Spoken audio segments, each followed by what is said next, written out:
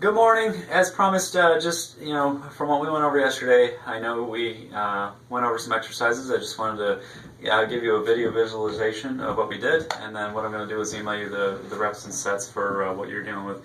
So if anyone's watching this besides who came in for the problem, we're dealing with some right shoulder pain. Often occurs in the front, and then sometimes refers down into the middle between the bicep and the tricep.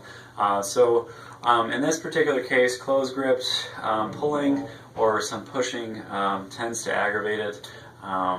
So what I'm going to do is go over a couple stretches and then go through a stability routine, because that's really what the issue underlying or the underlying problem was. So just to give an oversight before I go into the exercises, what we're trying to work on is as we lift or push, we want to try to create more ability to move the shoulder blade down and in. So these muscles are incredibly powerful, and we just want to create more coordination so it takes the brunt of the motion or force off the shoulder, which is what's causing the aggravation. So first thing we want to do is stretch it out and get it moving a little better, and then we want to work on getting it activated, those muscle groups. So we're targeting lower traps, we're targeting serratus posterior and rhomboids when we go into the exercises. So without further ado, let's just talk about what you're gonna work on. So the first two, we went over some stretches. I'm gonna have you do a sleeper stretch. So you can either do this against the wall, or you can do it on the floor. Focus on packing the shoulder in, and once again, that shoulder blade goes back in, and as we talked about, the arm is going to hang limp, and you're not going to move it. It's going to remain passive, and you're going to push with your other arm and hold for a specific amount of time. And obviously, you're going to do some repetitions of this.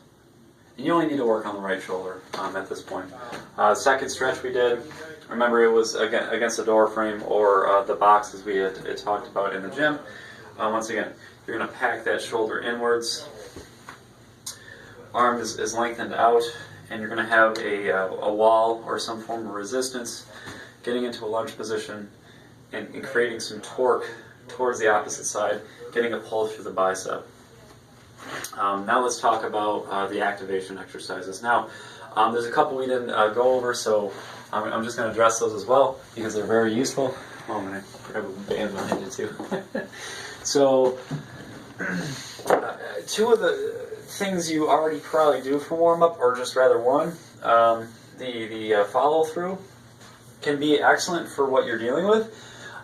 What you want to focus more on while you do it is your motion through here, rather than bringing your shoulders up and focusing on the shoulders. So when I pop the bar up and over, I'm really just using my ability to move these muscles to get my shoulders to throw up over my body. So as you notice, my shoulder blades are moving back and inwards to drive my arms upwards. So I'm using very little power with my arms. So that in and of itself, when you do a warm-up, can be very, very beneficial for your problem. Similarly, you can use a band for it as well. It provides a little more challenge and creates more strength. So once again, I'm using my shoulder blades more than anything to facilitate that motion. Similarly, we didn't talk about this one, but if this does not hurt you, this is also a great exercise. So keeping your neck straight, once again, focusing on the shoulder blades going down and in as I pull apart and bring the band down towards the base of my neck. And like I said, I'll give you some suggested reps and sets for these. Alright, so the other two exercises we went over are the reach, roll, and lift. You're down into a 4-point position. Elbows are about 3 inches apart from the knees. You're going to try to bring your chest out so it's a little bit farther away from your elbows to provide some challenge. You're going to reach out with your hand, palm down, very close to the ground but hovering.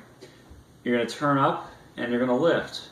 So with those motions, I'm really trying to facilitate all of that through here. So when you do them, the activity should be felt through here or in the very lower part of the shoulder blade, okay?